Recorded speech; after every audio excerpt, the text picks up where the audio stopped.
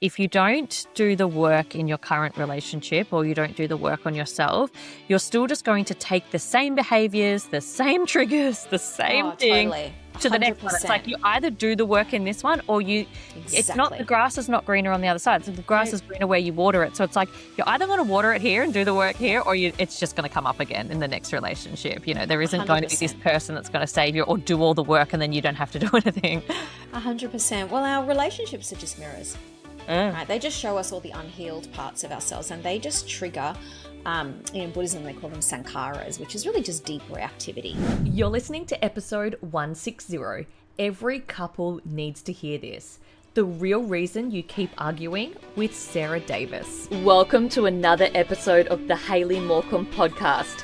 I am so excited you're here, for showing up for yourself, your self-love and self-worth. Each week, I gift you the permission and the space to claim the most happy, healthy, abundant life and give you access to the most sparkliest version of you. On this journey together, we'll learn and grow and thrive to be the best version of ourselves. We don't settle for anything less than incredible. I'm your host, Hayley, a women's wellness and mindset coach with over a decade of industry experience. I'm the founder of my signature program, Naturally Well. I'm a writer, a former radio host and journalist, and all-round wellness guru. I'm a mama to the most divine little girl and a fur parent to a cheeky little cavoodle. I am so pumped to take you into another magical episode. Are you ready? Let's go. Welcome back to the show, beautiful. In today's episode, I'm joined by the incredible Sarah Davis, a relationship coach, registered counsellor, and Buddhist meditation teacher with over 12 years of experience helping women shift painful relationship patterns into peaceful, empowered partnerships. Sarah is the creator of The Communication Cure, a 5-step framework that blends Buddhist wisdom, nervous system regulation, and attachment theory to help women feel safe, seen, and supported in love without abandoning themselves or walking on eggshells. During today's conversation, we dive into the 4 core attachment styles, how they form in childhood, and more importantly, how they show up in your adult relationships, and even in friendships and parenting. Sarah shares why some couples get stuck in what she calls the anxious-avoidant dance, and how to start healing from old attachment wounds by building what she calls secure, functioning communication. Whether you're currently partnered, dating, or simply wanting to deepen your emotional intelligence and relational health, this episode is rich with aha moments and practical tools. We talk nervous system regulation, co-regulation with your kids, what not to say during a conflict, and how to pause and self-reflect before you react. If you've ever asked, why does this pattern keep happening? Why do I shut down or cling during conflict? Or how can I feel safe being fully myself in love? This conversation is for you. Let's dive in. Sarah, welcome to the show. Thank you so much for having me. You're welcome. I'm so excited to dive into this really, really, really important topic today. Like, we were saying before, all relationships in life are literally the foundation of everything, right? 100%. Definitely. We're always in relationship, relationship to ourselves, relationship to others, relationship to money, our bodies, like we're in a relationship to everything. Yeah, exactly. Yeah, that's why I know this is going to be an amazing conversation. But before we dive into our juicy questions, Sarah, I've got 3 rapid fire questions. Are you ready? Okay, perfect. Okay, the first one is, if you could swap lives with anyone in the whole world for a day, who would it be and why? I actually wouldn't swap lives with anybody. I've worked really hard to really love the life that I have. I've created it very consciously and very intentionally. And so, yeah, I actually don't think I would. Yes, I love that. That takes a lot of work to get there.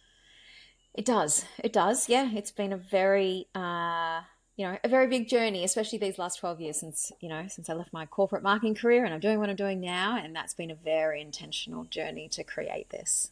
Yeah, it's a good place to be when you don't want to be anyone else or swap lives with anyone else. I love that. Yeah. Let's go into number 2. What's the first thing you do in the morning to start your day on a positive note? Breath work usually. and then I meditate. So good. Mm, Regulation. I love yeah. that. And number three, if you could choose one superpower to help you in business or life, what would it be and why? I'm not really sure whether this is a superpower, but if I could, um, I guess, engage something that I don't currently have in that way, it would probably be enlightenment. Mm, So, that's the state of, that enlightenment means like living in the light. But really, what that means is, for me, that's, liberation from all negative states. So, mm, there would be no negative self talk, no negative self image, and I would have pure perception. So that means seeing everything perfectly, exactly as it is, no stories overlaid, no ego getting in the way, zero self sabotage, and being able to like view myself and view everybody else just perfectly, exactly as they really are. So that would be, seeing everything with pure perfection, basically. Like I'm looking at a tree and I don't judge a tree. I think it's perfect exactly as it is, right?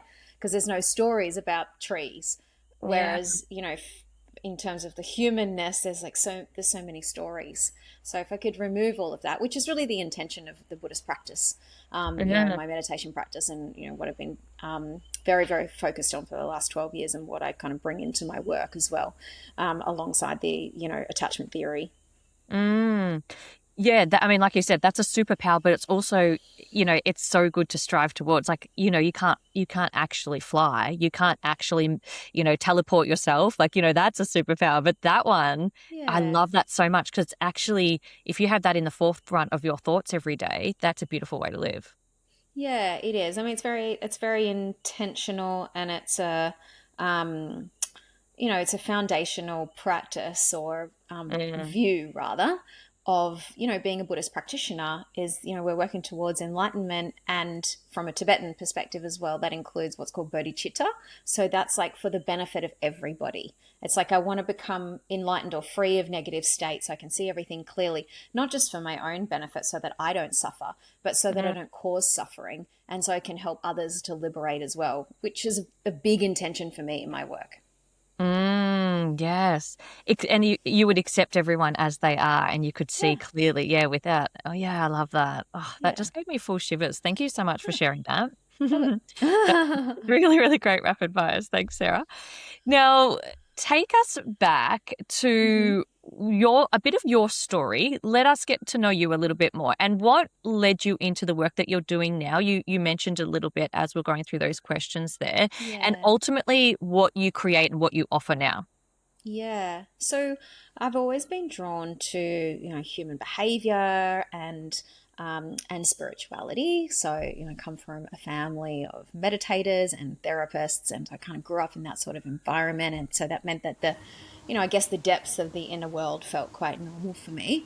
But it really wasn't until I left my corporate marketing career, 13 years ago, that I really had that kind of aha moment, or that kind of wake up call, that there was something deeper here for me, and that I, needed to pivot and shift my paths onto something that felt more resonant with my heart's calling. And at that time, I started coaching, and I'd gotten into the health and wellness industry. I was actually also a massage therapist at that time as well, after my corporate career. And so I was really getting into health and wellness and personal development. And I'd also simultaneously went on my first meditation retreat with my teacher, who was a Harvard psychologist and a Tibetan Buddhist meditation teacher. And he was combining attachment theory and Buddhism. And that first retreat just really cracked me open. I really saw myself clearly for the first time, and I really saw reality clearly for the first time. And I had what's called an awakening. So, when we stabilize awakening, then we can be enlightened, but we can have these moments where we have an awakening and we see things clearly. It's like some kind of bubble burst. And I was like, oh my gosh, wow, I've been Mm. actually making up all these stories about myself and my relationship and my life that were really holding me back. And that was really the moment when I saw that they were just stories, that the reality I'd been creating was just that. It was something I'd created. it wasn't a fixed reality, and that I could change it. I could change it with my thoughts, with my words, with my actions. That I was actually more in the driver's seat than I'd ever felt before. Mm-hmm. And so from then, that, the combination of the attachment theory and the Buddhism really lit something up in me. And I realized, oh my gosh, I've actually been born to do this, coming from a family of meditators and therapists. Oh, let's combine Eastern philosophy and Western psychology, which I'd really been resisting my whole life. And that really, got me fired up. And that's when I developed, at that time, workshops called Soulmate Magnetism, because I was, being focused out of the health and wellness and more on relationships, which has just seemed to be what people wanted. Like we talked about in the beginning, everything is a relationship.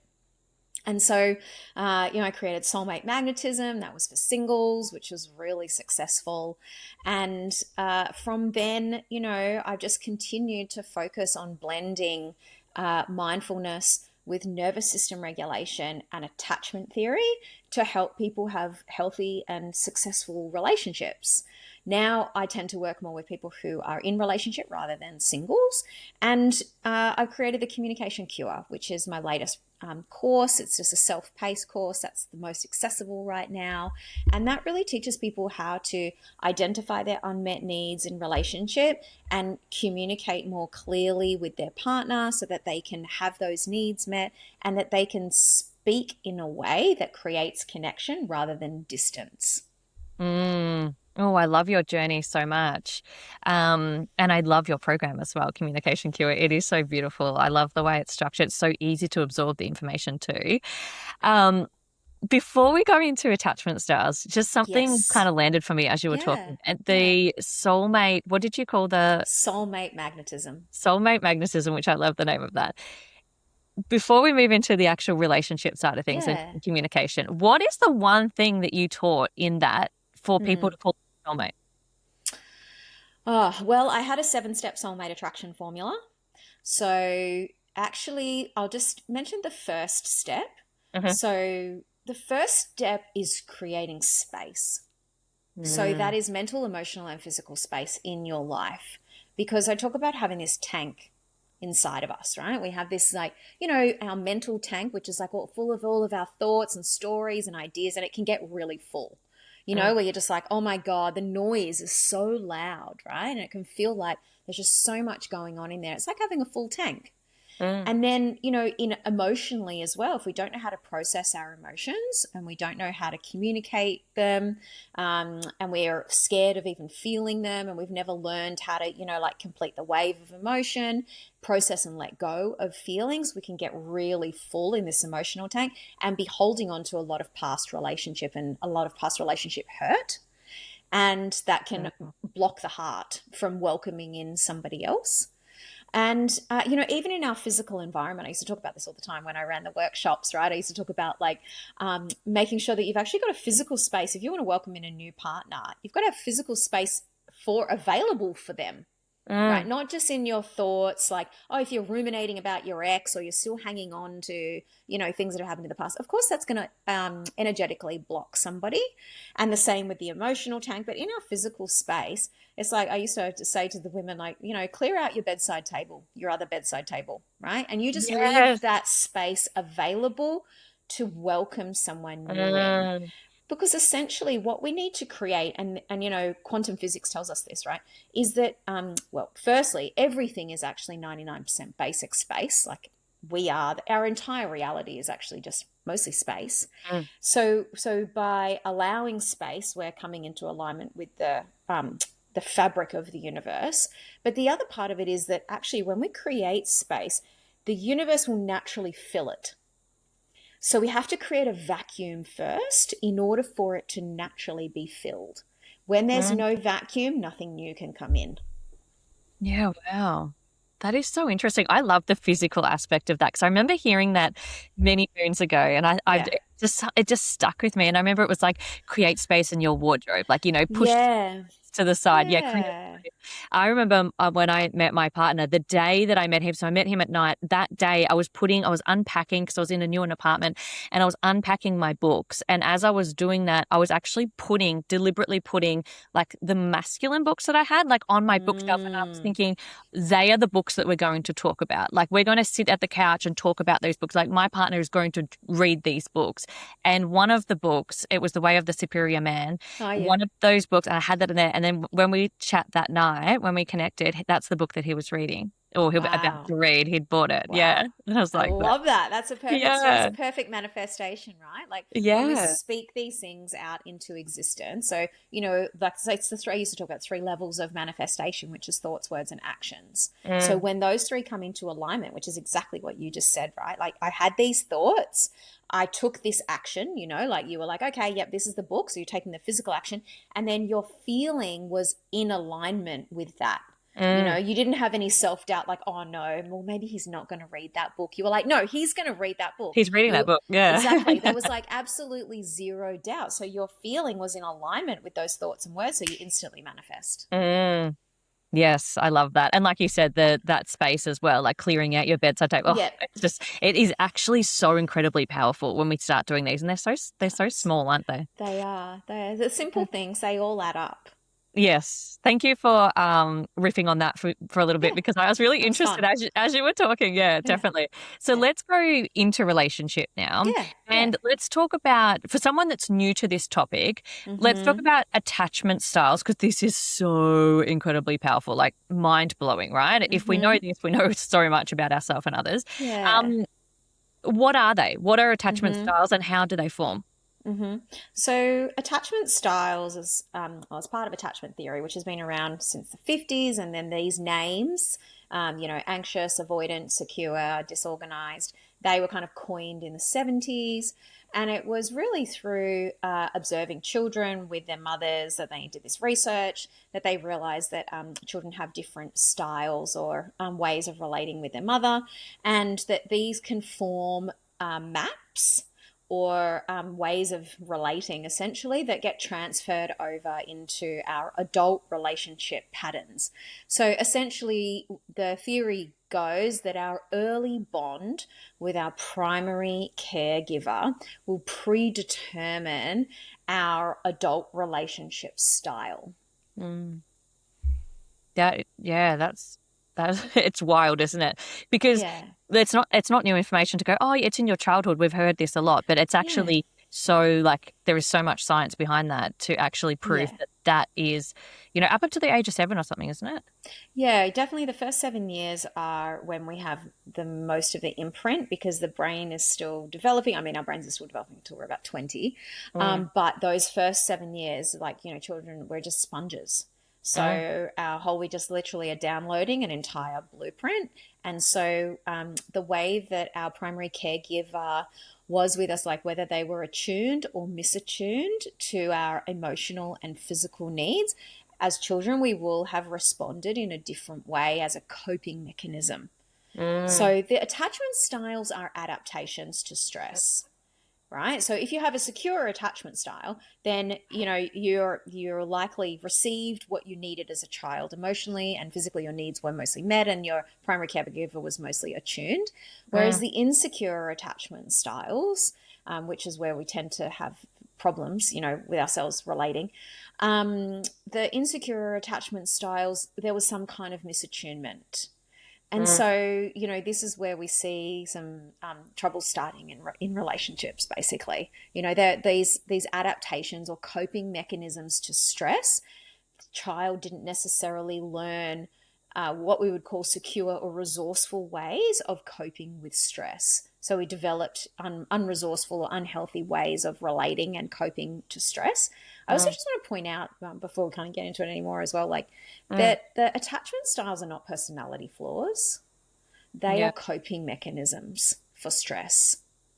And they also can, they can change if we, are aware and we address them and we do attachment repair. Mm. Yes, I love that because nothing is ever set in stone, right? We can do work on ourselves and Abs- our brains are malleable. And once we get to know this, exactly. we can make Exactly. change. So can you Exactly. walk us through the four main attachment styles? I know you Hmm. briefly spoke Yeah. about them then, and what each one tends to look like in real life relationships.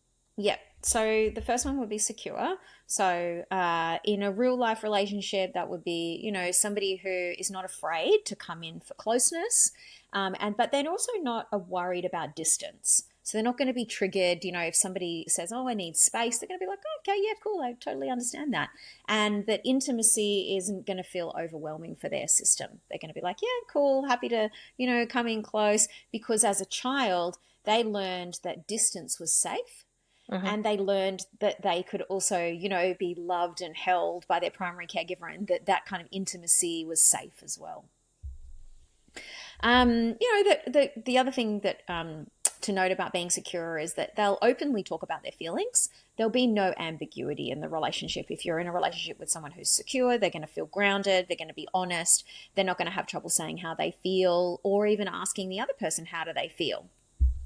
Mm. Whereas, for the insecure attachment styles, which is anxious or preoccupied, they're going to probably have trouble articulating how they feel. They'll have trouble identifying what their needs are. They'll have trouble asking for them. They may tend towards people pleasing or being quite demanding. They seek a lot of reassurance because of the anxiety in the closeness. So what defines an anxious attachment style is that when they come in for closeness, it creates a level of anxiety, and they'll seek more closeness or more reassurance because the moment they feel it, they fear abandonment. They're like, "Oh my gosh, I'm getting this closeness and getting this connection. Oh my God, it might go away." Because what happened to them in childhood was that they were, misattuned or misaligned with their caregiver, and so they didn't have the consistency of having their needs met. So they might get them met, but then they might feel neglected or rejected. And so they learned that when they feel love, it's likely to come with it's going to go away, basically. It'll be taken away from them in some way. And so that creates a lot of anxiety for someone who is coming in close to their partner. And they might tend towards hypervigilance as well. They always wanting to know where their partner is, and they might need constant reassurance, phoning and texting all the time.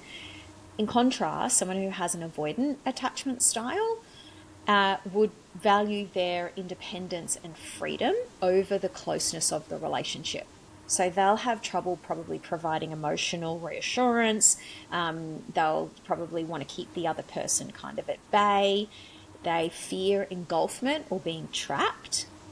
And they need a lot of distance and space in order to feel safe again. So if they come in for any kind of closeness, or if they feel the other person's need, they'll experience it as pressure, and that will make their system feel overwhelmed and anxious. And in order to cope with the anxiety, what they'll need to do is retreat. So they'll start to withdraw emotionally or physically, or start to shut down. Maybe they don't respond to the other person's text. They let their calls go to voicemail. They wait a few days to respond. "Oh, sorry, I've been so busy." They'll Mhm. deprioritize the relationship and that person in order for them to return to a feeling of being regulated and safe, rather than being able to communicate clearly to the other person, "Oh, hey, I'm actually just feeling a bit overwhelmed. I just need, a little bit of space, and I'll check in with you tomorrow," for example. That's how a secure person would communicate. Whereas the avoidant tends to not have that accessible, and they may not have learned how to identify their real need and then communicate their real need. Because that's the biggest thing is identifying it and then communicating it, which I know we're going to touch on today. Because Exactly. I mean, I've been dating, I've dated for quite a few years, and it just so many situations just popped up as you were talking then, Sarah, about like all Mm. those different attachment styles. Like what was once frustration for why did that person not text me back for 3 days Yeah. and then said, "Sorry, I've been busy." It's like, did you fall off the face of this? We've Yeah. all got phones, we've all got them in our hands, and it would be Yeah. so frustrating. But since learning this, it's Mm. so powerful to then have compassion for someone. And I remember a particular man that I was dating for, it didn't ultimately didn't last long, but he had that avoidant Mm. behavior. Mm. And I actually, as I was communicating, why we weren't working, I remember actually telling him this. I said, do you realize that this is the kind of behavior that I'm witnessing? Like, you lean in, but then then I don't hear from you for 3 days. And he Yeah. had no idea. Like, so he had Yeah. no idea that this was his behavior. And it essentially basically opened his eyes to look at his own attachment style, do some research on Yeah. it. And then we didn't work out, but he actually reached out many months later and said, thank you so much. Like, I've just Oh, been in a rabbit hole of learning about this. wow. So how can someone identify their own attachment styles? Are there any Mm. like signs or patterns to look for in how they communicate, handle conflict, or connect with others? Because I know people would be listening right now, nodding along, going, oh my God, goodness, I either know someone that does this or I'm Yeah. doing this. Yeah. Yeah. Yeah. Or maybe they're in this kind of dynamic, which Mm, often they're um, anxious and avoidant people are often polarized, and therefore they're like magnets. mm, Opposites attract. They literally can come into what we call this anxious avoidant dance. And I've had so many clients say to me, like, after, they learn about attachment styles and then, they start to communicate differently and be able to identify their needs and all these things that are just like, oh my gosh, like I have been in this dynamic, like basically beating my head against a brick wall, mm, thinking that either something was wrong with them or getting angry at the other person, mm, not realizing that actually the anxious and avoidant are two sides of the same coin, right? So the anxious person is coping with anxiety by moving closer. The avoidant person is coping with anxiety by moving away. Both people are experiencing the same feeling. mm. And once we understand this, we can bring a lot more understanding to ourselves and to the other, and a lot of more compassion of like, oh, hey, I get it. Like this person's just feeling overwhelmed and this is how they're dealing with it. And then you can find other ways, which is, some of the things to talk about in the communication cure, other ways of relating that are going to be maybe more resourceful, or maybe like what you just said, you actually decide, actually, you know what, this anxious avoidant dynamic doesn't really work for me, and I really need to be with someone who's secure, Mhm. and it's just not going to work. And that's great too, because you can be a lot more discerning. Yes. So that's why I think it's great that people do understand their attachment style and they do identify their attachment style. There's a lot of quizzes online that Mm, basic ones, which are mostly probably based on the adult attachment interview, which is like what they use for research. So there's definitely quizzes online, but as in a kind of a nutshell, you can just look for repeat patterns, right? The mhm. repeat patterns in conflict and closeness, because that's really where you're going to get the indication of like, how do I respond when I get closer? Do I start to feel anxious? Do I become preoccupied with the relationship? Am I thinking like immediately, like my mind is going into the future of like, I've been on one date with this guy and like for me it's like, oh my God, I'm already imagining us getting married and having kids and doing all these things and like play the tape right to the end. Okay, that's Mhm. probably anxious preoccupied, right? You see how the mind is looking for control. Mm, That's what it's doing. It's trying to seek control by predicting the future because of the anxiety. It's a coping mechanism and adaptation. In contrast, the avoidant person might notice, oh, actually, I have this pattern of relating, which kind of like what you were saying. It was like, oh, the moment I come in, I feel a bit overwhelmed, and then I need to retreat, mm, and then I need to pull back. I need to give more space. I need to kind of keep the other person at bay, or tell them oh yeah, I've been busy for 5 days, uh, and things like that. So it's really about patterns of relating in closeness and conflict. The kind of, do I pursue or do I pull away? Because the anxious person will more likely want to pursue because they're mhm. like, oh my gosh, I don't want this person to leave me. And then the avoidant person will be more like, whoa, this person's overwhelming. I'm going to need to pull away. Yeah. And Yes. one of the things that I didn't mention was the disorganized attachment style, which is the fourth attachment style, but it's Mhm. really a combination of high anxiety and high avoidance. So it's just a combination of anxious and avoidant. It is a much smaller percentage of the population. And so mostly people will identify as having the anxious or avoidant tendencies. One thing I also want to mention is I was talking to a client in London about this morning, is that she said to me, like, she'd just been through the communication cure, and she said, oh, I feel like I've got both. And a lot of people say this. They're like, oh, sometimes I'm avoidant and then sometimes I'm anxious. Mm, It's a dominant style. It's a dominant style, which is why it is good to do a test or do a quiz or whatever, because there's quite a number of different questions, go through different scenarios. but it's a dominant style that you'll have, in the closeness or in the conflict. But because anxious and avoidant are two sides of the same coin, what you'll notice is that even if you do tend towards an anxious attachment style, you'll also have behaviors that are avoidant, and vice versa, because both people are dealing with anxiety. Right. So there'll be some times where you want to move in, and sometimes where you go, oh my God, I want to avoid that. That's just too scary. They're just a nervous system adaptation, right? And one of the key ways in which an anxious person actually displays avoidant behavior is through self-abandonment. They just don't realize that they're doing it. They might prioritize the other person's needs over their own and think that that's because I'm so caring. And they're going into rescuer mode, but actually what they're doing is they're self-abandoning, and they're moving away from themselves. They're avoiding themselves by focusing on someone else.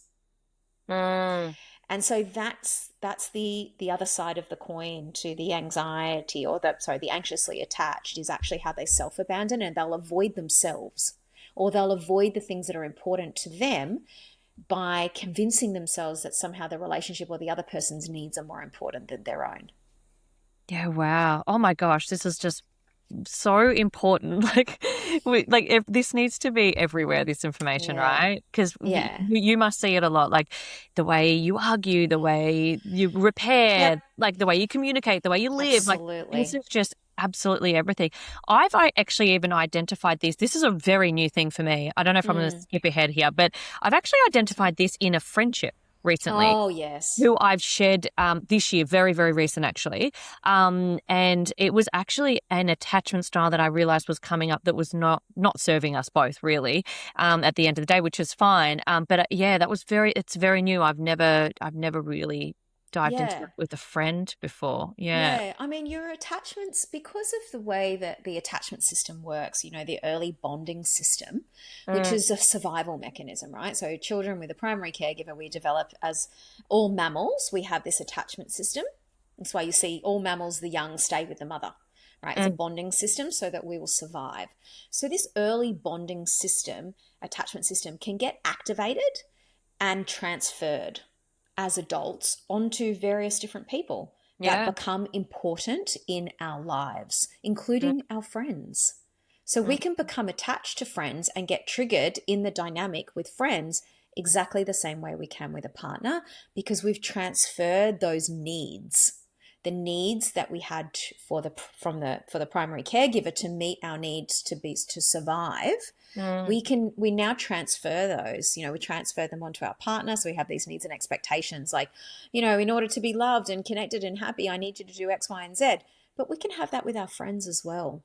Particularly if you're in relationship as well. Like if you're seeing your friend more and spending more time with it, and they're like more of that, I guess, the primary person in your life rather than a partner. And I can see how that happens. Yeah. 100%. Yeah. So it's not just reserved for romantic relationships.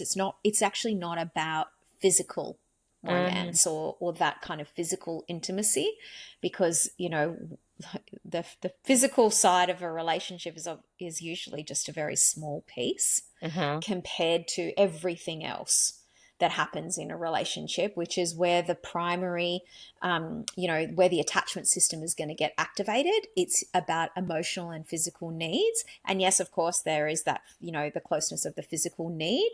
But again, that's usually only a small percentage of what actually takes place in a relationship and creates true intimacy, which is how the attachment system, or what the attachment system is going to be activated by, is intimacy, which is vulnerability, it's closeness. And you can have that with anybody, that you decide, I'll let my guard down with this person and I'm going to let them into my heart. Oh, I love that. Thank you so much for sharing. That's so powerful. Now, I know you touched on this, but I was just thinking as you were talking then, do our attachment styles shift over time? Or essentially are we stuck? I know that you briefly said that we can, because I know that my attachment styles from years ago, like if I looked at a relationship I was in 5-6 years ago to now, it's changed a lot. And that's, I feel, from a level of self-awareness, doing the work, looking at my own patterns, owning my own behavior, communicating what I need, all of those things. Is that truth? Like, can you shift over time? Can they evolve? Yes, definitely. We can move towards becoming more secure. And it is possible to move from an insecure attachment style to a secure attachment style. It's different though. It'll be learned rather than someone who was like born into, Mm, secure family and caregivers and received, the love and the care and the attention that they needed to meet their physical and emotional needs. They developed a secure attachment style. It's going to be a bit different to someone who has evolved into that. mm, It is 100% possible. And the first step to that really is practicing secure behavior or using a model of success. What would it look like, sound like, feel like if I was a secure person right now? So that's how people can start practicing this. They don't mm, need to, it happens in these micro moments, right? Like the work that we do on ourselves, it's a devotional practice, it's a daily practice, and it happens in these micro moments where we get triggered and we think, pause. And this is, got to have the nervous system flexibility and able to be able to recognize, oh, hang on, I actually even need to pause. And mm. then, when you've regulated, you can self reflect. If I was secure, how would I respond to this? Rather than habitually react in my insecure way. And the more you practice that through repetition, we know can create new neural pathways. So that's how we can change the brain and we can rewire our nervous system for safety. And that comes through discerning decisions.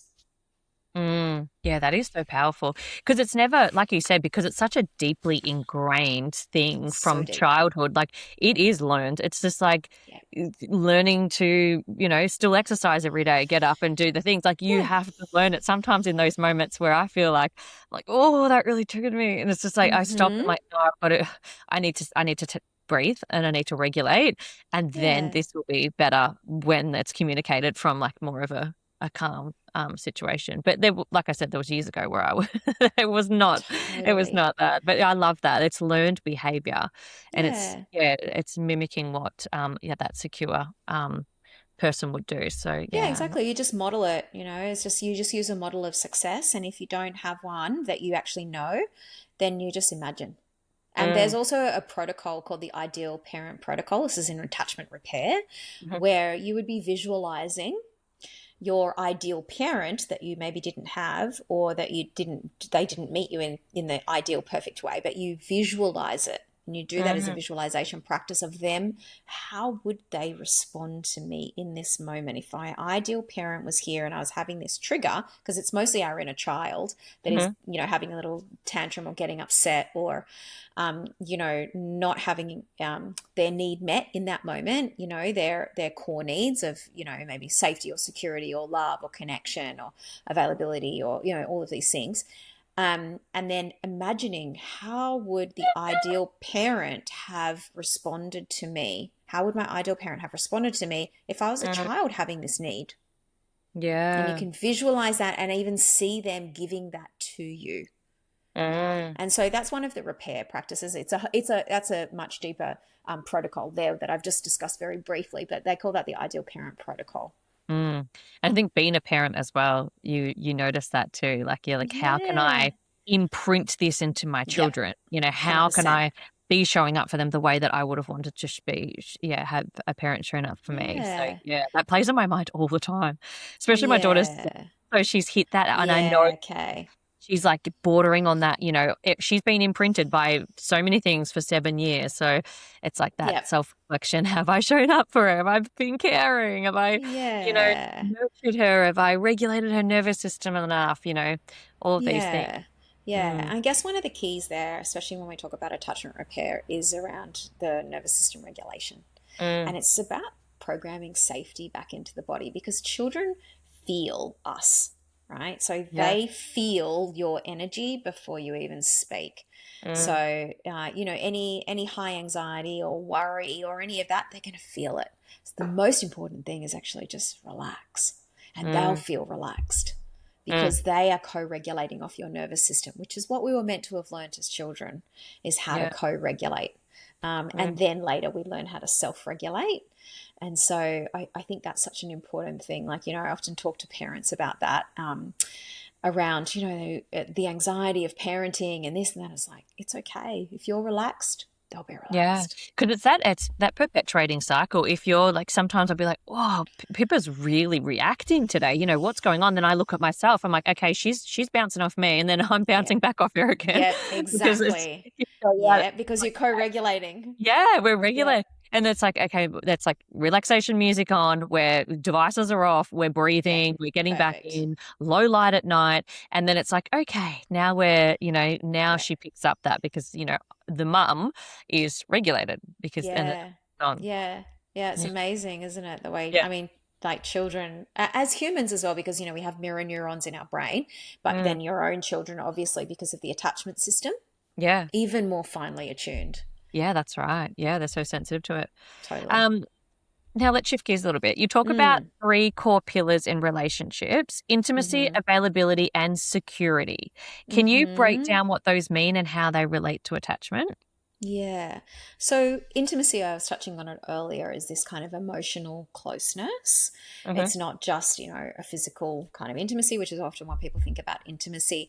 And, we have these core relational needs, right? To feel seen, to feel heard, to be held emotionally and feel safe with the other person in the closeness, that it's okay that I open my heart and this person knows how to hold me. And, a secure person is going to be able to do this, for their partner, right? Mm. Whereas, for someone who's anxiously attached, I think I mentioned earlier, they'll come in for the closeness and then be worried that it's somehow going to go away, and that will lead them to wanting to grasp more. Or if the person that they're attached to isn't available for the closeness, like even isn't like they don't know where they are, that person has come home late, for example, or is running late, or they're going to be starting to get anxious because they are looking for the closeness and looking for reassurance of, like, the person I'm attached to, I'm in close proximity, I'm in contact with them. And so when they're not in close proximity or not in contact with the closeness, they're going to start to feel the anxiety kick in. And Mm. conversely, for someone who has an avoidant attachment style, once they come in for closeness, they're going to need to retreat. They're going to need more space, more distance. They might start to feel overwhelmed, and it's going to be harder for them to maintain the connection, because they're going to this sense of engulfment, which is, I will lose myself. The other person will kind of consume me if I allow too much intimacy or emotional closeness. Mm. That is, yeah, that's a big one, isn't it? Lose myself. I could definitely relate to, yeah, I can relate to having experienced a lot of that with people over the Yeah. years. Yeah, and Yeah. it makes so much sense, like so much sense. It answers so many questions. So Yeah. where do we often go wrong when we're communicating our needs? Because that is ultimately like the key, right? We communicate our needs. Hey, like you said, if someone's got that anxious attachment or the Mm-hmm. avoidant, like it comes down to communicating our needs, but that can be hard, right? Especially if we have Yes. different attachment styles than our partner. So yeah, where do we Yes. often go wrong when communicating our needs? Yes, yes. Let me just, I want to get to that question, but I do just want to circle back for one sec to the previous question, if that's okay, because I feel like I only talked about the first core need, and then I forgot to talk about the other two. Oh, that's So okay. I'll just mention those two just really briefly, and then I want to answer that question. So Yeah, go for the it. second one was about availability, having that person be available to us all the time. And the third one was around security, having that person be very secure for us and know that, we can plan and that they're committed and that they're going to be there and we can rely on them. So those three core needs, the intimacy, the availability, and the security, they're going to be playing in the background of, like, all of the kind of relationship dynamics. And then when it comes to our communication, we want to be able to identify which of my core relationship needs is really getting triggered here. Mm, Because often we can be focused on the superficial triggers. So, the dishes or the laundry or that person came home late, or, mm, but really it's not about that, right? It's like, oh, that person came home late, But that was actually about my need for availability because I didn't know where you were and I have this high need for reassurance. And if you could just let me know, that you're running late, that would really be great because that would alleviate that anxiety for me. So I feel it's like that's a really big one. Like so many people say that. I hear yes. that. I remember when I had a newborn, like if my partner was home late, it was a Yeah. really big thing. Like, Yes. yeah. Yes. So being able to understand what are my core needs and what am I really reacting to? I'm Mm, not really reacting to the fact that, he came home late because look, things happen and that's just mm, life. It's actually, I have this need for availability, or I have a need for security, or I feel unsafe that I don't know where you are. And it's about, being able to identify what those are. Or, actually I have this need for support. You said you were going to be, if you were like, waiting for your partner to come home so you could have a break from the parenting role or whatever it mm, was, right? You're like, I actually need this support. I feel unsupported in this moment that you came home late and you didn't let me know, or whatever it was. yeah. So, but the way that things can go wrong, these are some of the things that the kind of common things that I see happening in the communication, is that one of them is letting things build up. Letting things build up, and I see anxious and avoidant attachment styles both doing this, right? Is because the avoidant person is like, oh, I just want to avoid this hard conversation. I don't really want to tell them every little thing that has annoyed me. So they let it build up. They let it build up, they let it Mm, build up. And then what can happen is it just comes out like a little volcano. But it's not really about that last thing that happened. That was yeah. just the cherry on top. It was about the 20 other things that Mm-hmm. they never got mentioned. And that's because, maybe that person with an avoidant attachment style is like, oh, it's fine. I'll let it go. But they're not really letting it go. It's actually Mm-hmm. just going into the tank and filling up. Exactly. They're internalizing it. Yeah. That's exactly right. And for the anxious person, what I notice is that they can also do the same thing, but they'll have a different thinking around it. And it's more like, oh, I don't want to rock the boat. Yes. Things are going well right now, or I don't want to create a conflict, or I'm worried about how the other person will react if I say it. I don't want to tell them I'm annoyed about that because what if they get angry at me, or what if they reject me, or what if he pulls away? Mm, So then they just keep it all inside. But then what ends up happening is, there's 20 things going on there, and then they'll react to the 21st thing and come out and be frustrated or angry. Again, it probably comes out like a little volcano.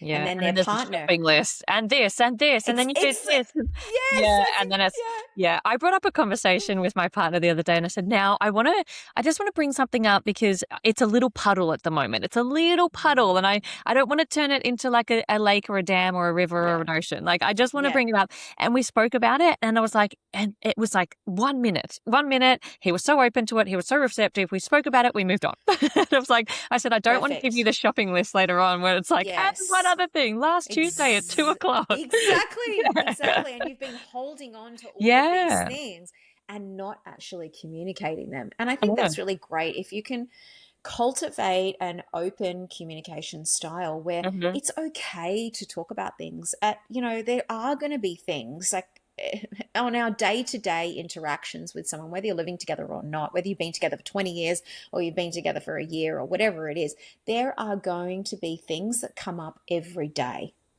Yeah. And being able to actually just get them off your chest, like, oh, hey, this little thing happened. And like you just said, like, can we just talk about it right now while it's just a little puddle before it becomes like a giant issue essentially.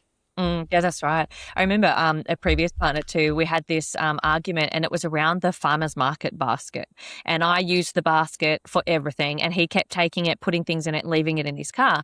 And we had this like disagreement. It was about the basket, but it wasn't about the basket. Yeah, of And in the end, we're course. like, we both know this is not about the basket. It was Yep. about an unmet need, that he wasn't like acknowledging something or listening. And it was like, it's not about the basket because by that Yes. stage, that was compounding. It was like, it was Yep. so many things. And then it 100%. came out in the basket, but it Yep. wasn't about the basket. Correct. Correct. And I think the sooner you can identify it's not about the basket, Yeah. and the sooner you can talk from your unmet need, which is underneath what appears to be the superficial problem, express your need clearly and ask for what it is that you actually want or need, and create that kind of receptive, open, communicative dynamic, the sooner you can repair.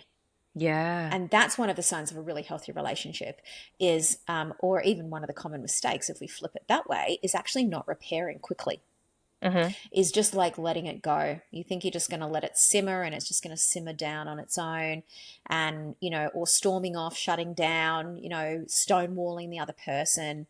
These are really common issues and mistakes that people make when communicating, thinking like, oh, I'm just going to let it go. But they're not really letting it go. What they're doing is they're not repairing. Yeah. Do you think And that's the which biggest common reason for relationship I think breakdown? I think communication breakdown is the most common reason why Mm, relationships don't work. That people don't know how to communicate through conflict, or they don't know how to communicate through difficulties, or mm, even communicate on the most simple things around the day to dayness, because they don't actually understand what they're reacting to. They don't know what their unmet need is. They don't know how to express it. They don't know how to ask for what yeah. they want. They think they're asking for what they want, but actually, this leads into maybe the kind of a third common mistake is Mm, that when they speak, they lead with frustration mm, or anger or some kind of defensive self-protection instead of leading with open-heartedness and having their energy be grounded and speaking lovingly to their partner. So essentially, what they're doing is they're wanting more love and connection, because ultimately that's pretty much they're the biggest umbrella. If we could mhm. just put all the needs in there, really, we're in this relationship because we want to feel loved and we want to feel connected, right? And pretty much everything kind of falls under that. So what we're really wanting is love and connection, but we're leading with self-defense, frustration, maybe You did anger, this, you did that. the Yeah. exactly blaming the other person, pointing the finger. So we're leading with the opposite of what it is that we actually want. And then this is where it gets really interesting. We're actually doing the behavior that we're getting angry at the other person for. Because we're essentially saying, you didn't love me in the way that I needed because you did X, Y, and Z. Mm, But we're actually leading with the same energy that we're complaining that we're not getting. mm. So how would you lead into a conversation like that then? You have to regulate first. Mm-hmm. You have to pause and recognize, hang on a minute, I'm probably a bit too wound up for this conversation. Pause, regulate the nervous system first, open the heart. This is about learning how to expand your energy when you're feeling contracted. And this is called nervous system flexibility and cognitive flexibility. These are practices that I teach my one-on-one clients. That when we feel contracted, the nervous system is contracted. We've gone into self-defense or self-protection, and we need to be able to open up again, open the heart again. That doesn't mean that we're going to tolerate bad behavior. That's very different, right? Mm, Because we can be open-hearted and still say no.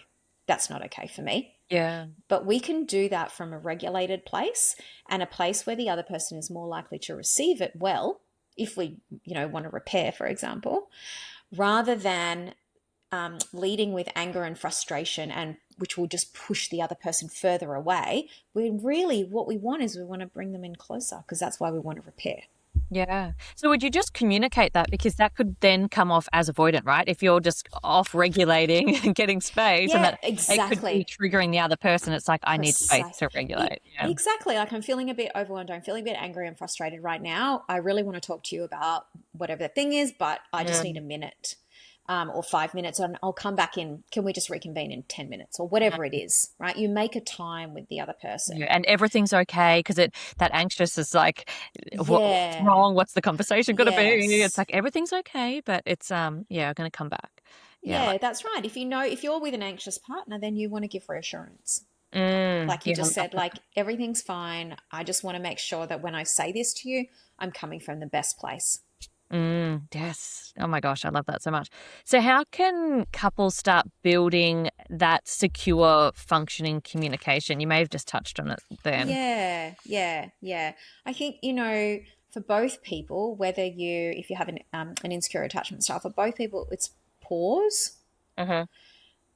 regulate, checking in with yourself, and some of the pre practices like meditation, like other nervous system regulation practices, will set you up for this type of communication. But Mm, in the moment, the pause is so important, and they're just being able to say what's going on for you. So practicing saying what's happening in the moment. Mm. Not trying to work it all out in your head first. It's actually saying to the other person, I'm feeling really anxious right now. I'm feeling really overwhelmed right now. I'm feeling really angry, or, I'm feeling frustrated, or it's actually starting to acknowledge what is going on inside and then verbalize it to the other person so that they can understand what is going on for you. Mm. This is how we become more secure. We Yeah. start to identify our core needs and we start practicing how to talk about them. We start practicing nervous system regulation, identifying when we're dysregulated, when we've gone into hyperarousal or hypoarousal and we're starting to shut down and starting to become contracted. I'm feeling really contracted right now. This is really difficult. I can't talk anymore. I'm starting to shut down. I just need a minute. Can I just have a timeout? Can we just reconvene? This takes a lot of practice, to be able to communicate at this level takes a lot of practice because it's like learning a new language.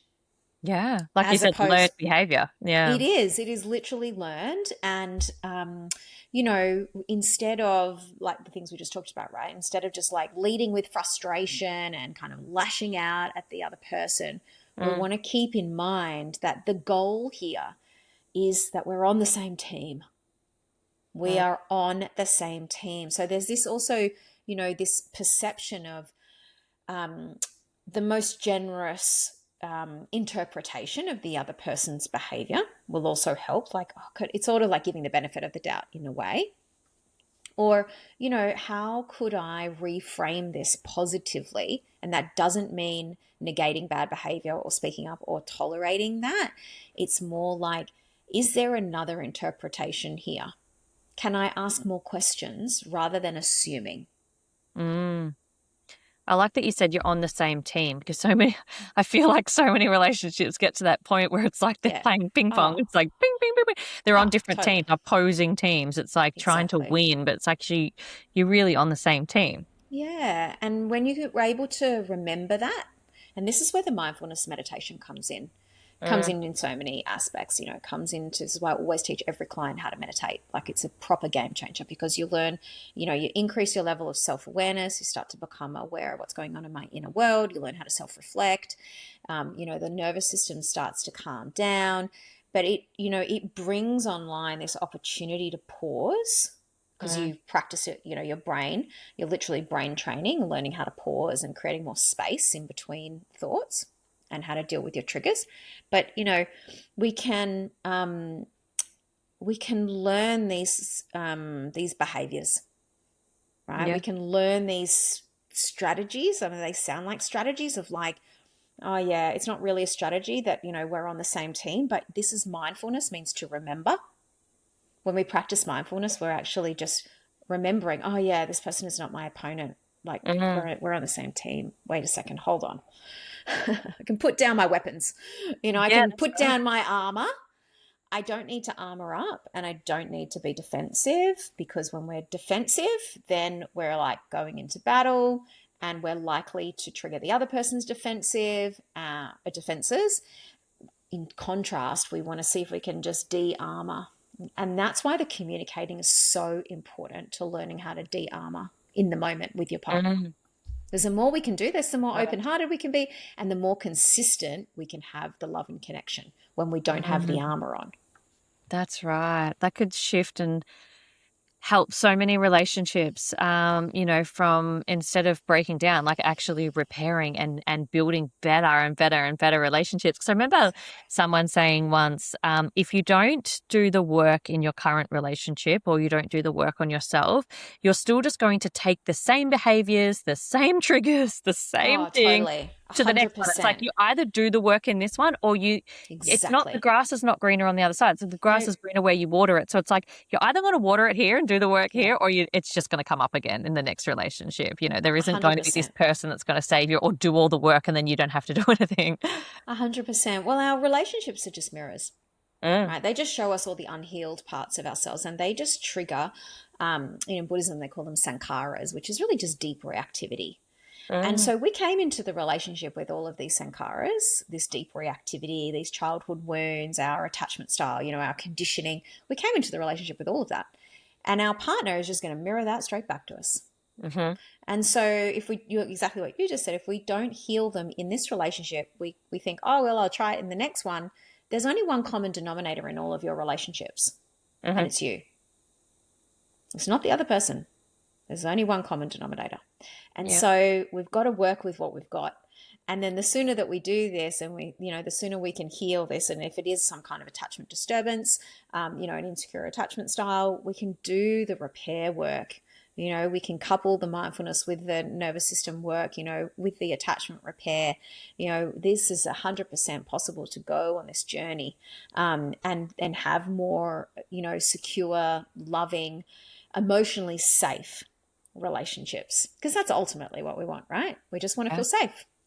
That's right. Exactly. That's the biggest thing. Just keep reminding yourself, oh, I'm trying to feel safe here. I'm trying to feel safe Yeah. here.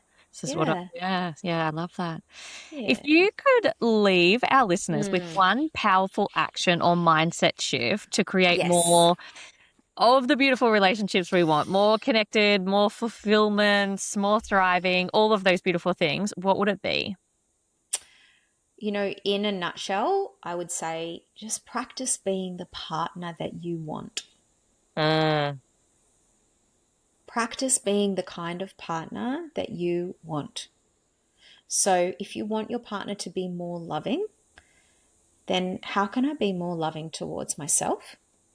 And how can I practice being the way that I want them to be with me?